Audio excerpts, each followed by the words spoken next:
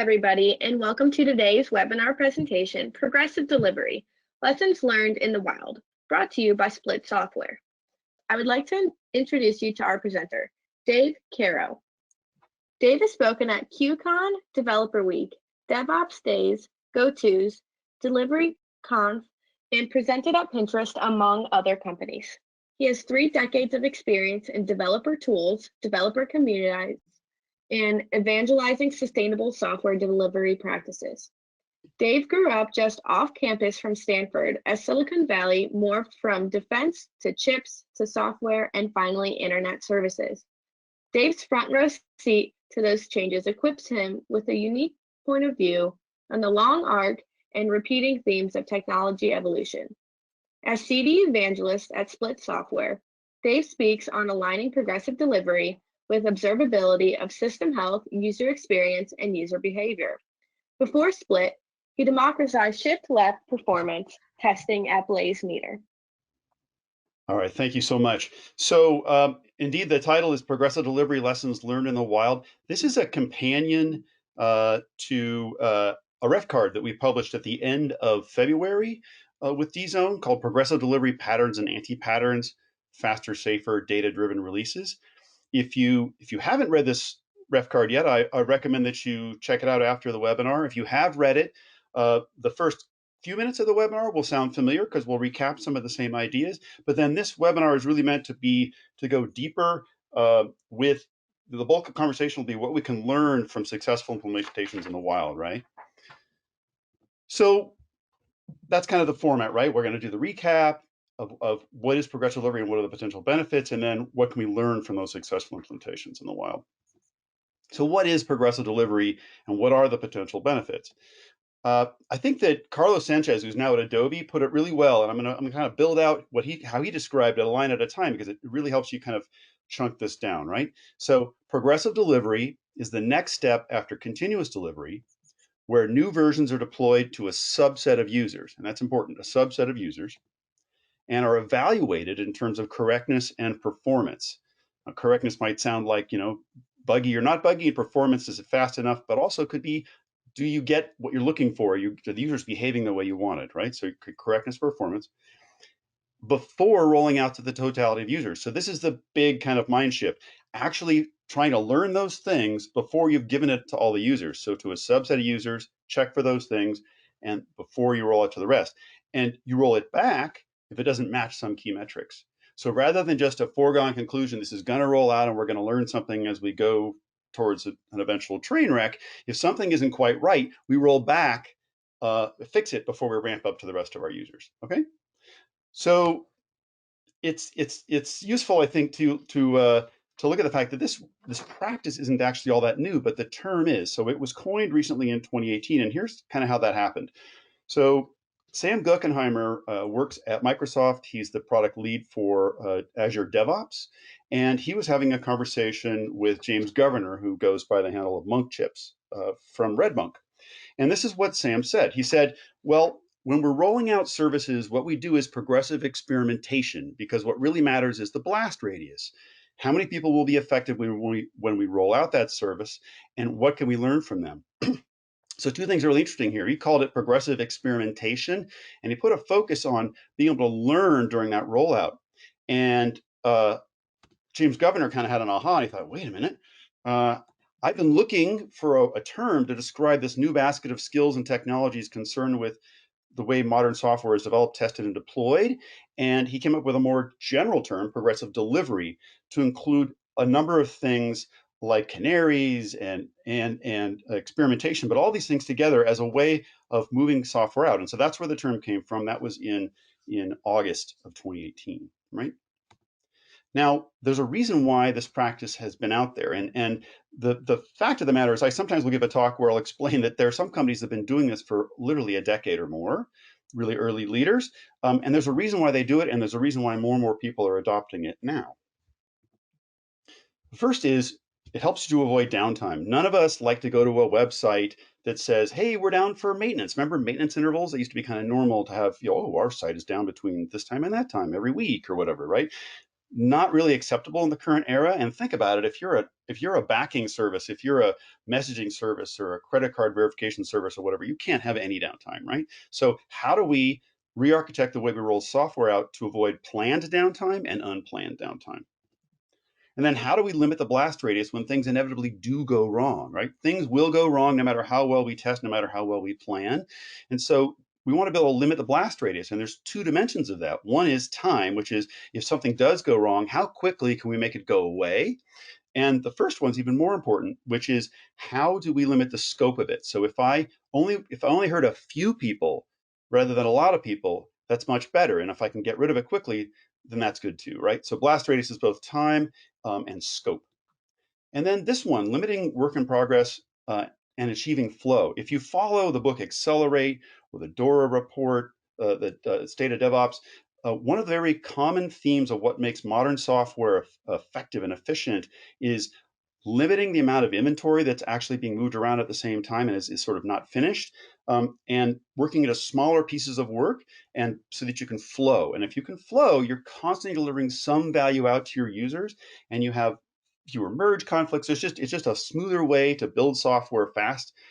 So how can we facilitate that kind of an approach as opposed to sort of a big bang where we're building up a ton of inventory and releasing it all at once? And then finally, how do we learn during the process? So all the companies that are really kicking it in this space, they don't just limit the downside here. They actually learn what works and learn how people behave differently as they're rolling new ideas out. And they use that to speed up the whole point of continuous delivery anyway, which is to try something, see how it went, try something again, and limit the time between an idea and actually having something in front of a user. So those are the four potential benefits I want to focus on. And it turns out that how you roll matters quite a bit. So I've put those four down the left side here, right? Avoid downtime, et cetera. And I want to step through four different ways you can do progressive delivery. And the first one is blue-green deployment. And I'll cover these pretty quickly. And if you want to learn more, I have a blog post. I'll give you the link to that in a sec. But basically in blue-green, you stand up a copy of your production. And the reason you can avoid downtime with blue-green is that you have as much time as you want to stand up that replica of production, install the new release on it, get it all smoke tested, do your pre-prod testing, etc. And then when you think you're ready, you just route traffic to it. You just cut over using a load balancer or some other similar technology, push your traffic from blue to green. And so there's no need for downtime. You don't go down for 4 hours while you reconfigure your servers, right? Limit the blast radius to get to half a credit. And the reason why is that because you've got the blue green, you leave the blue up.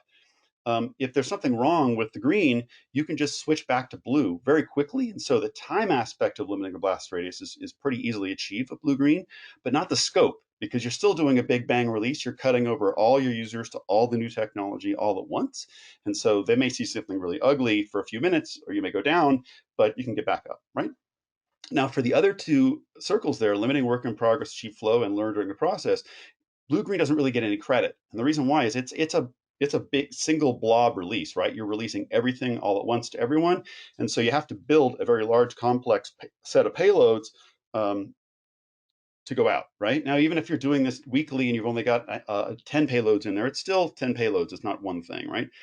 And learning during the process, there's nothing inherent to blue-green that helps you learn because you're kind of going from one state to another all at once. And so it's very hard to figure out what is causing what. Got it? So then let's move to Canary release. With Canary, just like blue-green, you can take as much time as you want to build your canaries. A canary is basically a subset of production. Let's say you've got 100 containers running something. You spawn another container or two. Take as much time as you want to get that built on the new release, and then you start routing a small percentage of your traffic through it, right? And so it does a great job on avoiding downtime, and it does a really good job in limiting blast radius because in addition to being able to drain the traffic off the canary if something goes wrong, you're only sending 1 or 2% of your population to the canary in the first place, and so you're limiting the scope and the duration. As far as limiting work in progress and achieving flow, it doesn't really help there because again, you're installing an entire release on a subset of your servers. So it's all the payloads in that release go live at the same time, right? Now for learn during the process, I'm giving it 1/4 credit. And the reason why is if you're only putting this on, say, 2 containers or whatever your infrastructure is, it's pretty easy to pay a lot of attention to those and see how they're different from the rest. And so it's a little better in terms of learning what's going on. But again, if you've got 10 payloads in there, you don't really know what's causing what. And so you still have a triage step. You still might have a war room trying to figure out what's going wrong in those canaries. So that leads us to feature flag rollout.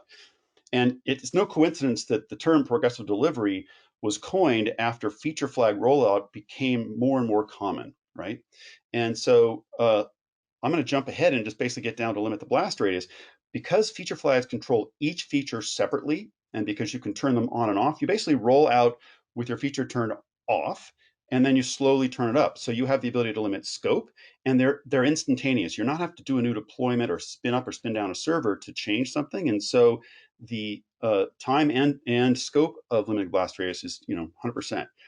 Limiting work in progress and achieving flow, they're great for this because each feature goes on its own, right? Each feature has its own control. And so imagine you've got 10 payloads in a release and you're on one of the 10 teams. And let's say you've got a bug in your code that isn't found until we get into production. And so all 10, in the other approaches, all 10 of those features would be rolled back and you'd be the reason why that happened. Conversely, you're on the other 9 teams and your perfectly fine feature gets rolled back because somebody else had a bug in the release, right? With feature flags, that doesn't happen because you can just dial down the one bad one and let the other 9 go on to live, right?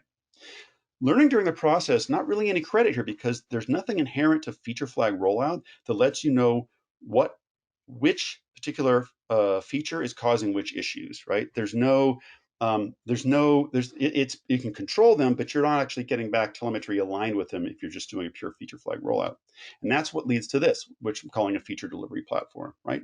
So here it's like feature flag rollout, but you're actually ingesting telemetry aligned with the flag states of each user. And so by doing that, you can actually see which features are causing which issues. Because if you're rolling out 10 features and you're distributing across users, and you see that, wow, the errors are happening here with this feature, it's literally like that feature phoning home or calling, a needle calling out of the haystack saying, I'm the one causing the problem, right? So that's what we're going to focus on here is how have people implemented this full functionality in the wild, and what are they doing that makes that system function. And you'll see that URL I put at the bottom there. That's the blog post, Learn the Four Shades of Progressive Delivery, which goes in a little more detail of what we just covered. So let's get to the meat of the webinar then, which is lessons from the wild. I'm going to approach this in 3 pieces, which is as I've studied the companies that have been doing this for years and the companies that are rolling this out now, there's really 3 major building blocks here. The first is release behind feature flags. And we use the term feature flags, but this doesn't have to be a user visible feature. This is really just a wrapper around any code change that you want to be able to control and monitor and learn from, right? So release behind feature flags, we'll do a quick review of what that is and how that works. And then the middle section is why we need to think like a scientist, not an optimist. And the short answer is that you shouldn't believe everything you see, and how you measure matters. Okay. And finally, we need to automate everything. The attribution and calculation analysis all has to happen automatic 24/7 because we don't want this to be heroic work of a data scientist staying up late at night to figure out what's going wrong. We want to get this data back as part of our process. So let's cover the first section, release behind feature flags. And many of you may already be using feature flags or at least familiar with them. They allow you to decouple deployment from release, right? And this is important because it lets you deploy whenever you want and release when you're truly ready, as opposed to having the two together, which is where kind of a lot of our history of drama in release nights comes from, right? For those of you not familiar, a feature flag is a simple if-else statement that's powered by a configuration or a service or an external tool. And it can be modified to target the enclosed code, to a subset of your population, a specific subset. And you can do that targeting and change that targeting without a new deployment, right? It can be done in place. That's kind of where the magic comes from. Usually flags are targeted at particular users or customers or accounts, but they can also be modified based on session or service or request or database transaction, anything that's applicable to the code change that you're working on. Now, feature flags come in many types. They can be a simple switch that enables the feature either globally or for a specific portion of traffic. They can be ramped to a random population, allowing you to steadily roll out your functionality a little bit at a time. And they can also gate multiple variations of your feature, either to compare their impact or as part of a phased rollout. One example would be you've got a legacy search algorithm in the back and you're trying out two new search algorithms and you actually want to see how real users respond to the recommendations these things bring back, right? So you divvy up your population that way. Now, at LinkedIn, their team proposed sort of they kind of thought about what's important about effective release strategies. We need to balance some things, right? And so they decided we need to balance speed, quality, and risk. And with every release, you're making a decision. The decision is to provide some sort of change for the users. And should you introduce this code into your code long term, or should you bail on it? Should you abandon it, right? And speed refers to how quickly you can reach that decision. The faster you can decide, the faster you start delivering value, right? So instead of analysis paralysis, how can we quickly try something, learn from it, and move on, right? Quality isn't necessarily just whether the change is bug free, but whether you're making the right decision, whether you're making the decision based on meaningful information, and whether the change accomplishes what we intended to do. We're trying to change user behavior most of the time. Are we accomplishing it? And then risk comes in the form of bugs, performance issues, security holes, but also having the end state be worse than what it replaced, right? So a lot of times people use the term do no harm, right? The Hippocratic Oath says first do no harm, right? So we don't want to actually make changes to our system which degrade the user experience and sort of move on and build the next feature without knowing it. So the traditional deployments maximize speed. The code is immediately active, but it kind of makes a decision blindly and exposes the entire system to any of these negative ramifications. On the opposite end of the spectrum, never changing things because they're locked down certainly minimizes the risk related to change, but but your velocity is at zero and your risk of being left behind in the market is quite high, right? So let's switch gears a little bit and kind of go dig into this typical rollout using progressive delivery techniques, especially if you're using feature flags, right? So the first thing to do is we're going to deploy the code and there's no exposure to the users. So this is new to some people, which is I've deployed to production, but nobody's getting this code yet, right? And it's immediately available for pre-production testing, for sort of testing in production by my developers, by my testers, but no users are getting it, right? And then I'm going to go gradually ramp up. And I might ramp up first. I might do dog fooding. I might have my employees see this. And then I might go to a small percentage of my users. And the goal here primarily is to find bugs that slip through your testing, things that you didn't find in your initial testing. And so you're testing in prod. And at this point, you're testing in prod with real users. And rather than exposing all the users, you want a very small number of users initially so that if you do find something, you can fix it before you hurt a lot of people, right? So this phase, we're just trying to identify bugs and crashes and issues that we missed in our testing. And then we're going to move on to measuring whether the feature is doing what we're hoping it's going to do. And in order to do that, the more data we put through, the more value those measurements are going to have, right? In statistics, it's something called power, right? And so we want to get to a maximum power ramp, which is effectively a 50-50 split of the population. And during that period, we're looking to understand whether the impact is what we were shooting for. Are we getting the impact from this change that we were intending, right? Then we're going to ramp up more. We might stop and we might pause part of the way along at 50%, 60%, 70, 80, 90, and wait for a peak traffic period. And that's where we're focusing on scale mitigation. We want to make sure that there's not an issue with scaling this new way we're running the code. And so by holding at a sort of 3/4 or 80% or 90% ramp until you go through a peak traffic period, if you have a daily one, this is great. If it's weekly, you'd have to wait a little longer. Then we're going to roll out to everybody and we're kind of done with the release. So let's switch to the part of this conversation that may be kind of the biggest stretch or twist for you in terms of how these teams are pulling this off. And I put here the short answer is think like a scientist, not like an optimist. And another way to look at this is that how you measure matters, right?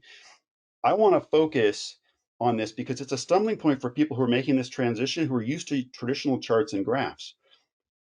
When you get into a gradual rollout world, a lot of that breaks down. Your metrics don't work the same way you're used to, right?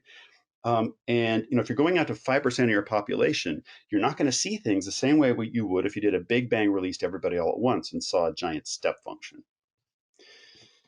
So in our real world, this happened to us one day, which was we were in the middle of rolling out something and we saw these huge spikes in some of our graphs and huge fire drill, right? And we're thinking, oh man, what have we done? And so there's this giant triage going on and we're looking, trying to, what have we done? What have we done? What have we changed?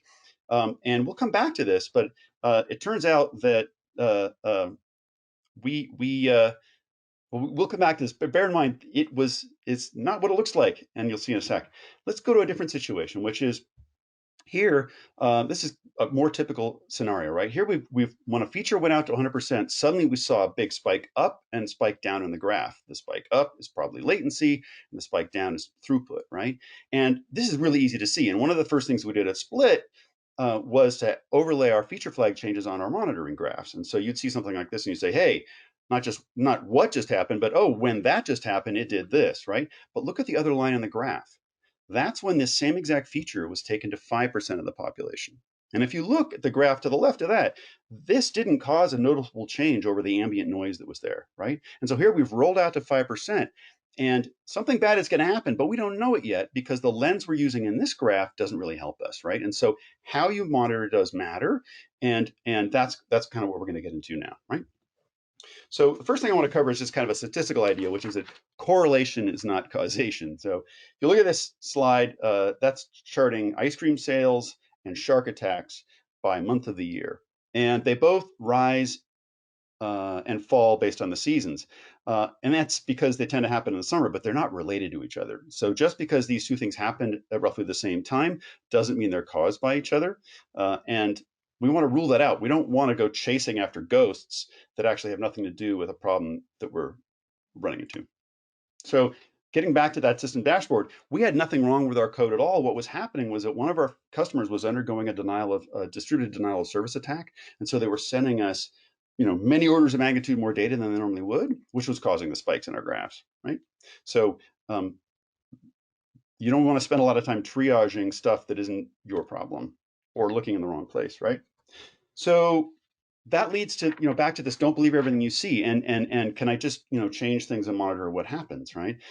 Here is the reason why we don't really want to use our traditional graphs and charts, because other things happen, right? Everything else happening in the world. There may be some other product change that you're not aware of. Marketing may be doing something. There could be a global pandemic like what we're facing right now, or it could just be nice weather. All these things can influence your traditional charts and your threshold alerts and that sort of thing, right? So we need a better way of looking at what's happening, and science gives us that better way, which, to go beyond correlation and look for causality, science gives us the randomized controlled trial, right? And this is, you've probably heard of this in terms of medical trials, but when you change by using randomization and sending part of your population through the new experience and an equal part of your population through the status quo, you isolate those external influences. So if the same number of people are exposed to those external influences going both directions in here, then the external influences are balanced out, right? Even if there's another feature you're rolling out, if those are distributed equally across these two populations, they're going to cancel each other out, right? And so we're able to distribute the effects of these outside factors between the two samples so we can attribute the difference in behavior to the change itself, right? So this process begins with attribution. For every data point, we identify what feature variation the traffic receives. So on the left, you've just got events coming in.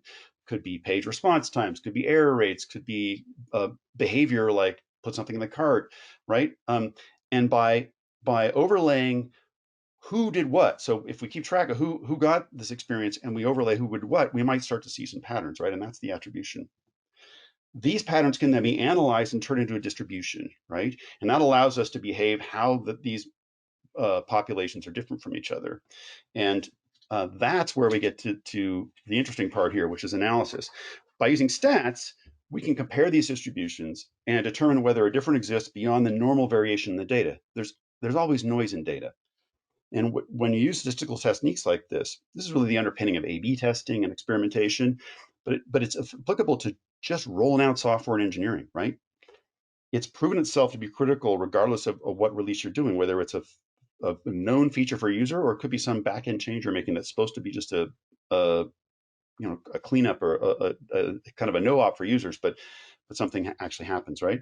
It can prove that a bug was fixed. It can prove that a refactor is or isn't more performant, or the feature is providing value to customers, right? So turns out that most modern software we're all using right now has telemetry, right? It sends a lot of data in. And so modern dashboarding tools allow you to tag that data with things like which build was this, and or what geography is this, or any kind of metadata, right? And then you can use that to segment the users and try to figure out what you're seeing. And so it provides a really good tools for you to kind of explore through the data and figure things out. Some teams have better than that. They have an in-house sort of BI database where they dump all the data in, and they can do ad hoc analysis and run lots of different queries to figure out what's happening and what's going on. And those things are powerful for understanding what's going on, but there's two problems. One is they're ad hoc, which is they're kind of done by humans. And second is that they aren't necessarily statistically rigorous, right? You're more likely to suffer from your own bias of finding what you're looking for than you would if you're using a statistical approach. And that's why the fastest moving teams at places like LinkedIn and Facebook and Booking.com and all have been using experimentation platforms for years. And whether it's homegrown or it's a SaaS offering, they allow you to collect the data and do rigorous statistical analysis on it. And that's really where these teams have been going. So let's move into kind of the third bit here. So how do we take what we know about feature flags and combine them with what we've learned about making sense of data and turn that into something repeatable that just happens 24/7 as we push out new features? So I'm going to give you the anatomy of a feature delivery platform, and my goal here is that whether you're going to supplement what you're doing internally, or you're going to reorganize how you're doing things internally, or you're going to bolt other things in, it's important to kind of understand the major moving parts here, so you can check the boxes of having these capabilities that you don't have to compromise on, right? So there's four core parts. The first is a targeting system, which powers the feature flags, and important, not just assigning experiences to people, but recording which experiences they got, right? It's really important to have that data. And then a telemetry system, which captures the metrics, whether they're technical, like errors or load time, or throughput, or business, like retention, engagement, revenue. And that could be a mix of explicitly adding instrumentation, or of merely harvesting data you already have, right? And gathering that data. And then we go to the statistical engine, and that's responsible for that attribution, the calculation, and analysis we were talking about. And then finally, a management console, and that's the way you configure and consume the data, right? And we'll look at why it's important to have that in a sec. So, but let's first drill into the targeting system. So, first thing is, if you're going to do this targeting, it has to be fast. It cannot impact the user experience. You can't add delay to determine how users are going to behave, or you're causing the reason why they're going to behave a certain way, right? So it also needs to be random. And if we want to benefit from the ability to do kind of a randomized trial, we need the ability to distribute users randomly across any population. But it also needs to be sticky. And this is a bit of a paradox, right? Which is, we want to be random, but we also want to make sure that if the same user passes through our code more than once, they stay in the same cohort. If I come through and I'm getting a new experience, I don't want to come in an hour later or a day later and get the old experience and wonder what happened, right? You want me to stay sticky. And so how do we make that deterministic and sticky? And then finally, it has to be reliable. A targeting system like this cannot be a single point of failure. It can't be something that goes down, something that causes issues, right? And so any team that's put sort of more than one iteration into building this sort of thing has put a lot of energy into clever ways to make sure that every piece of code in your infrastructure can execute without any delay, even if the targeting system is somehow unavailable. And so you'll see that's a very common theme, which is it has to be bulletproof, has to be never being the thing that's going to stop your system. So the targeting system, as I was saying, I get asked a question now and then, which is, is this approach possible in heterogeneous environments? In fact, I got this question yesterday. I was at Go to Chicago virtually, and they said they had a mix of serverless and containers and monoliths, and how can they really do this? Because it seems like it'd be hard to implement it on all those different places, right? And actually, it is pretty easy to do that because of this, which is that this is the main reason why the targeting system and indeed the entire feature delivery platform is typically stood up as a service, right? With only a small footprint in each individual app, right? So you want, so the service contains a logic for assigning, a given traffic identifier, or basically a unique key for the user with a feature, and then storing those assignments so that you can make sense of them later, right? So doing the assignment and storing a record of it.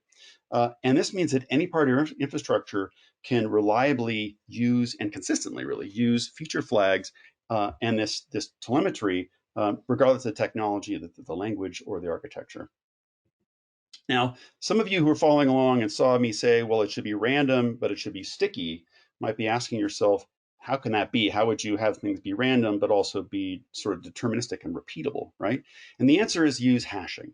So for any unique key you're using for the user or the account or whatever, if you feed that into a hashing algorithm with a seed that's specific to that feature flag, you're always going to get the same hash value out. And so for each feature, you have a different seed, which means that each feature puts people into a different hash, right? Now, so there's that hash value, and I can then normalize that hash value. The cool thing about modern hashes is that they distribute evenly. And so I can run math on that and do a mod 100 and end up with it putting the user in a bucket from 0 to 99. And that's how you have a consistent, repeatable way that every time Dave comes through for this feature, he's going to go into this bucket, right? And this is what this looks like visually, which is here we've got a bunch of different users, and each one has been randomly assigned a bucket ID, a bucket number from 0 to 99. And as we ramp that release up and down, those people are going to be in and out of that release. And no matter how many times they come through the code, they're always going to be where they are. So you don't, it's not, they're not going to see something different 5 minutes apart from each other if you're not making changes. Now, as I mentioned earlier, any modern software has telemetry in place of some sort, and it could be stored internally in the app. It could be sent to a business intelligence tool or automatically collected by another product. Collecting data for your platform then is typically as simple as building a wrapper for your existing tracking and sending those events to the service in addition to wherever else it's already going, right? Now, if you already have an internal analytics warehouse, the step can even be skipped because you can just read from that warehouse directly into your platform.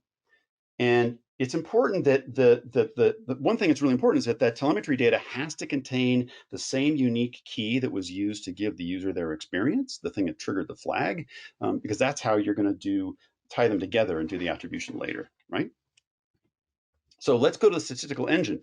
So the first thing we need to do is handle that attribution, right? Which is we've got that series of events coming and I need to associate them with the cohort that the users are in, where those events are being recorded.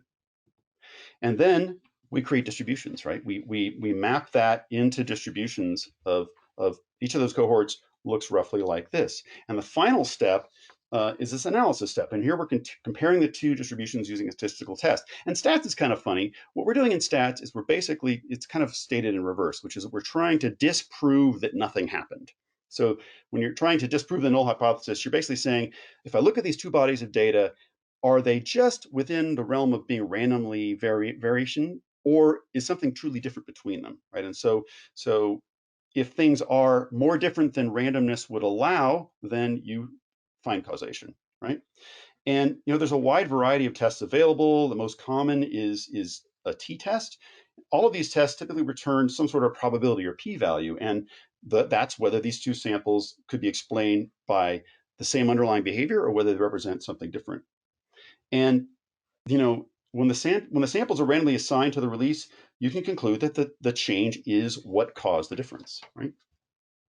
Now, the last component of a release platform like this, of a feature delivery platform like this, is a management console. And you may wonder why I add this to the list. And the reason why is that this is where you can manage, where the team can all be able to get to this.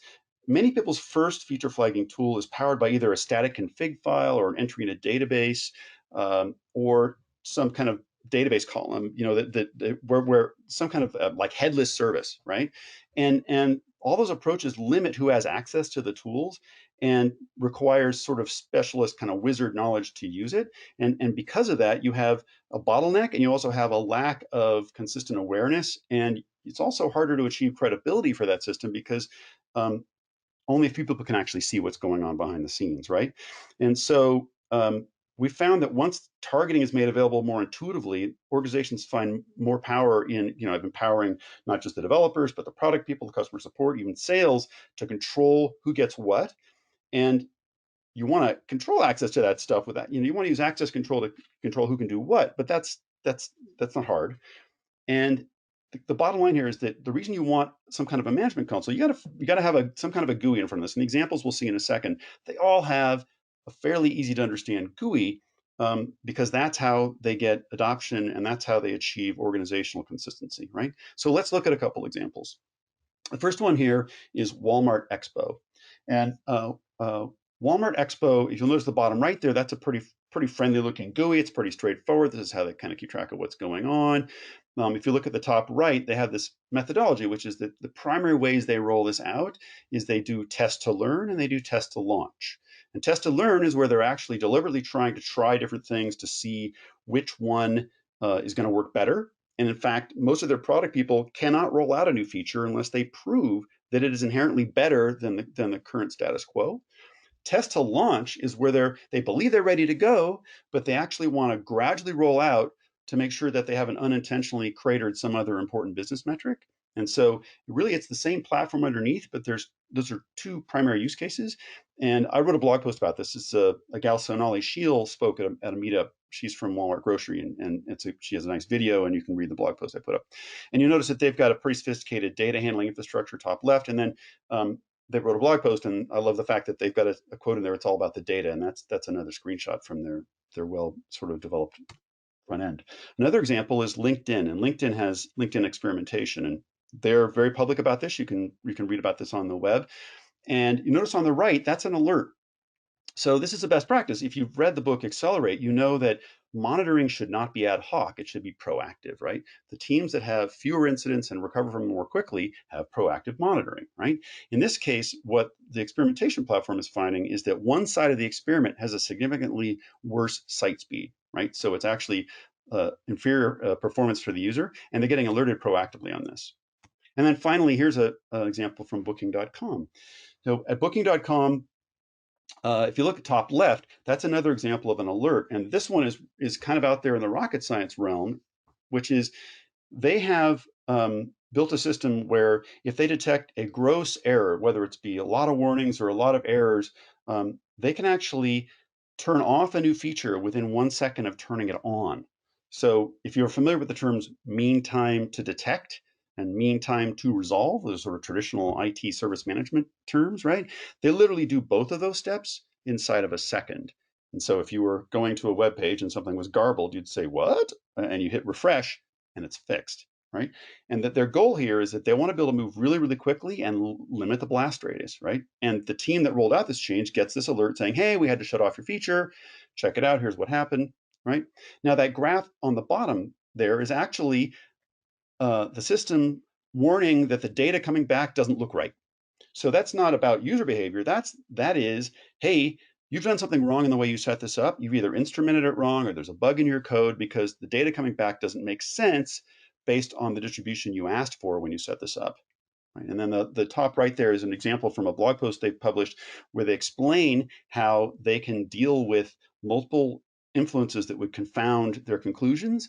And it's a good read if you go looking for Booking.com online. So the last thing I want to share here before we kind of move on and we'll wrap up and go to QA is there's even more lessons learned that you can get your hands on. This is a book that's been a couple of years in the writing and called Trustworthy Online Control Experience. And Ron Kohavi, Diane Tang, and Yazoo have the lessons learned, trust me. So Ron was at Amazon working on their experimentation, then he moved to Microsoft. Diane Tang is at Google, and Yazoo is at LinkedIn. And they wrote a book that is not a textbook. It's not just some, hey, look what I did. Imagine you're having beers with people who've been there and they're sharing the key tips you ought to know in order to be able to pull this off. That's what this book is. That URL there, experimentguide.com, has the first chapter for free, right? So you can grab that first chapter for free and you can get this book as a Kindle book or as a physical book as well. It was published very recently. So if you want to go deeper on this stuff, this is a great book. It's very well organized, very approachable. both for technical people and for management. There's sort of different areas if you want to focus. So just to recap, right? So what all these systems in the wild have is that they release behind feature flags, they approach it like a scientist, not like an optimist, and they automate everything. There's not a lot of heroics going on here day to day as releases roll out. There's a lot of automation they can depend on to tell them things. So if you look at sort of what's been out there, there are a lot of people using various amounts of this technology. So the good news is that elements of this pattern are already out there, right? And if you start with just using feature flags, that gives you the control. If you go to having sensors and correlation, that gives you a little more data. If you add a stats engine, you can go from correlation to actually causation. And if you are able to build a management console and have a system of record and alerting that actually keeps everybody on the same page, you kind of reach this holy grail level, right? And if you look to the right, these are some large companies that put quite a lot of money every year into this, and they've got the money to do this, right? So the pro is that these patterns are becoming well understood and they're becoming proven. The con here is that these platforms can be quite costly to build and maintain in-house, so they're not available to all, right? Or they're available in sort of a subset or an MVP to people because they can't go all the way to the holy grail, right? That is why we created Split, right? So we believe that every team will work this way eventually. It's like a non-stoppable train. People are realizing the value of using feature flags and being able to figure out what's going on and learn quickly and limit the blast radius. Everyone's going to work this way eventually, and we want to help you get there faster with less risk. So if you hop by our website and look at our blog, you can find out things like how can you kill the release night. So when you decouple deployment from release, people are no longer staying up late and ordering pizzas and doing this on late at night and not coming home, and they're automating how they do their delivery using data. And every feature they roll out is an experiment, right? And you can learn more about that on our blog. And I'm going to switch now to the Q&A section. And while that's playing, I've actually put a few blog posts here that are kind of cycle through here, show you some sense of what you can find. Most of our blog is actually industry trends. It's not about Split. It's about how do you do this and what are people learning. And we believe that sort of a rising tide lifts all boats. And so the more you know about this, whether you're going to build this yourself or whether you're going to come to Split and ask us to help you with it, we're all moving in the same direction, right? So at this point, I think we should switch to Q&A. And Drew, while I'm kind of poking around, do you want to see if you have a question or two I can get started with? Yes, absolutely. I have a few that we can start here with. We've been doing Canary deployments for several years, but are starting to use more feature flags now. Can you say more about the differences between them? Yeah, so I covered that a little bit earlier in my talk, but this actually comes up quite a bit, which is Canary. This notion of rolling out your release to a subset of users by virtue of being on a subset of your infrastructure. It does let you kind of go gradually, but you've got sort of all those pieces of the release in there all at the same time, and so you don't have visibility of where the issues are coming from as well as you would if you actually had the telemetry per feature. Um, the the irony is the best practice really is to roll out using a Canary release with features turned off. So with the features turned off, there should be no difference between this release and the one that's currently out there. You use a Canary to prove that you haven't missed anything. So you roll out the Canary. Once you've got the Canary out to all your system, you then start ramping up the feature flags, right? So it's actually, you kind of want to, if you can do both, it's great to have them both, actually. Perfect. That's super interesting. A second question that an audience member is wondering is, can I still use feature flags even if my workloads aren't all on one architecture? We have everything from serverless to containers to a legacy monolith. Yeah, so you remember when I talked about why you kind of want this to be a service or be outside your code with a small footprint in your code, is that you absolutely can. And there are some interesting stories. Imagine you're an e-commerce site and you're running a promotion where you tell people, hey, if you buy 3 or more items, we'll make the shipping free. And so you're monitoring that progress on your system. You're saying, wow, it's working. We're getting a lot of these multi-item orders. We're heroes. But at the same time, you work for a company that allows no questions asked brick and mortar returns in the store, right? Imagine this in a non-COVID world where people go to the store more. So In that case, you might find that people are actually returning a lot of items to the store who went through this path. Uh, you can actually do a nightly download of the brick and mortar returns as long as they have the same unique ID for the user that bought the item. You can then overlay that data, and here you've got not just different systems, but you've got very different realities that are still ending up in the same attribution model and the same analysis model. And you say, well, on the one hand, yes, we're selling more items this way, but we find that 4 out of 5 people that buy that way do an in-store return. So this is not worth it, right?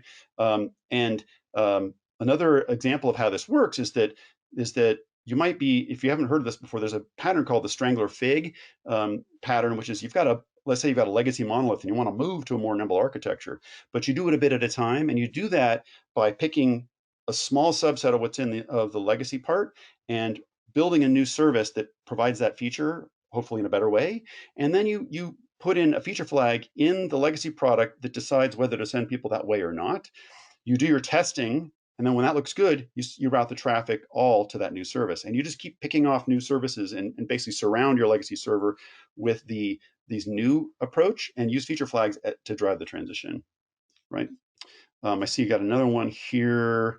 Um, can split be set up on a private infrastructure behind a firewall? The answer is yes. So what you're doing here is so Split has been designed, as you imagine, as a SaaS provider, we want to be able to get all the certifications for security and all that fun stuff, right? And so Split has been designed where you don't need any of the user data to flow out to the Split cloud in order to use the product. And so you can have most of what's going on happens inside your app and inside your data center. And you can even have portions of the Split application sort of hosted locally, and you can divvy up the work. So it's been designed so that you don't have to send your customer data to someone else and hope that they're doing the right thing. You can actually, we send rules down and the evaluation is done inside your private architecture, right? So good question. If you want to go deeper on that, I would actually follow through with one of our technical architecture people after the call. So, Interesting. any more questions? Yeah, there are two more. Both of them are related to feature flags. And the first one is, how do I ensure that feature flags don't end up scattered all over my code? Yeah, this is a pretty common one.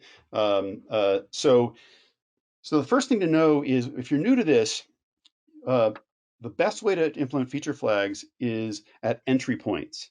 So an entry point to a program is where you should be deciding you should evaluate the flag. You shouldn't be evaluating the same flag multiple times in the same executable.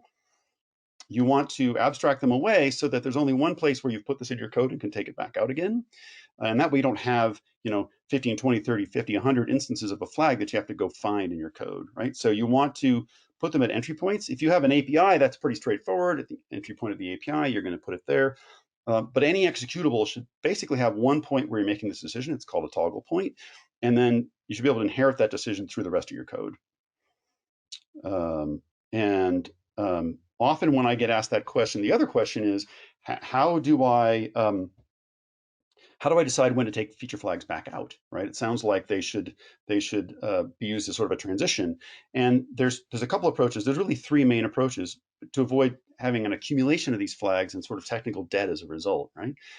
And the first one is monitor the usage of the flag. If the flag gets to 100% or to 0% for a prolonged period of time, it's no longer necessary. And so that's sort of a traffic-based approach. And at that point, you would flag that to be taken out, right? Another approach is just time-based or cadence-based, which is I'm going to go back 90 days after I put it in, or I'm going to go back n release cycles after I put it in, and I'm going to pull it out. And that's usually administered by creating a ticket when you put it in to be taking it out. And then the last approach is actually to use just a budget, which is to say each individual team can have a certain number of flags in the code at the same time. And in order to put another one in, they've got to take one out.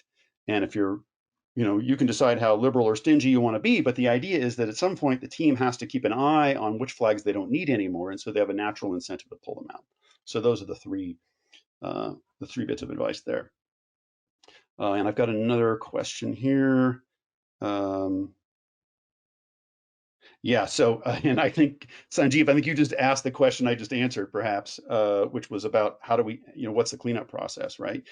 And I had an amazing thing happen earlier this week. I was at Go to Chicago giving a presentation, and I explained how to keep them clean and the removal process. And somebody said, "Wow, you won't believe this, but we've been putting flags in for 3 years, and we haven't pulled a single one out yet. Now you've got me freaking out because they were just kind of kept adding new flags, right?" So um, uh, I hope that the three processes I enumerated are helpful. I don't know if Sanjeev, if you want to pop up a follow-up question in there, but the idea is you pick one or more of those approaches, and if you are putting them in at entry points rather than throughout your code, they're easier to work on. There are other things that help here, which is like naming conventions, ownership. Like a team should own their flag. Then the flag should be named in a consistent way so that they're really easy to find in the code. Things like that. And then the cleanup process is basically to earmark a little bit of energy. People, it's always a debate, how much energy do I put into technical debt resolution versus new features? And I had an interview with a customer who said, initially there were some people who said, "Oh, is it really worth the effort of putting them in and then taking them out?" And after they've been through a few projects where they completely saved their bacon, that conversation didn't happen anymore because they realized they could do things like an entire site redesign that had been built and tested over many, many, many weeks and then turned live over a number of hours, that they couldn't have done with traditional means, right? It's sort of like changing the people will say it's kind of like changing the engines on an airplane mid-flight. And I went on to say, frankly, the way they described it to me sounded like they were changing the airplane mid-flight without dropping any passengers, right? So there is some overhead to putting them in and taking them out, but the benefits in terms of how you work, how fast you can move, and the security and the confidence you have, sort of psychological safety, far outweighs the learning the extra steps of how do I put them in, how do I take them out. So I think at this point, I don't see any further questions. So Drew, I think my idea would be to give people back 7 minutes of their day. I want to thank you guys for coming. Uh, Pop on over to the Split blog if you want to see some other information about this. Split does have a free version if you just want to start playing with the feature flags to get a sense of this. We have very extensive user docs out on the web, ungated, so feel free to poke around. And all of our SDKs that go in applications are open source, so you can actually see exactly how they work. Thank you again for your time. I hope this has been useful. And feel free to reach out to me on LinkedIn or DM me on Twitter. And I'll be happy to give you more information, whether it be about this general model or anything specific to Split. Have a great day, everybody. Perfect. With that, I would like to thank Dave for a phenomenal presentation.